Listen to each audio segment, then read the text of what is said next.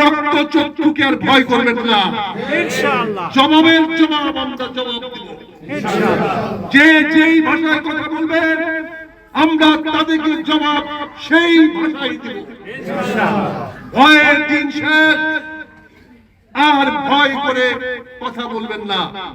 আজ থেকে আমি বিনয়ের সঙ্গে বলতে চাই, মিডিয়ার সামনে জানাবেন বাংলাদেশে কত রূপান্তরী হচ্ছে প্রতিদিন ধরে, তার পক্ষে বিপক্ষে কেউ থাকতে পারে।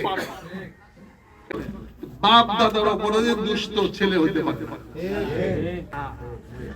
একটা জিনিস আপনারা অনেকে জানেন না, যে পরিষ্কার করে বলবেন, এটা অতি ক্ষুদ্র সংগঠন ছিল জামাত ইসলাম, তার চেয়ে অনেক বড় সংগঠন ছিল, মুসলিম কোন লোক নাই। আর আপনাদের অনেকের জন্ম হয়েছে, সেই পরিবর্তনের দায়িত্ব আমরা নিলাম, ইনশাআল্লাহ। আমরা আপনাদের কাঙ্ক্ষিত পরিবর্তন এনে দিবই, ইনশাআল্লাহ।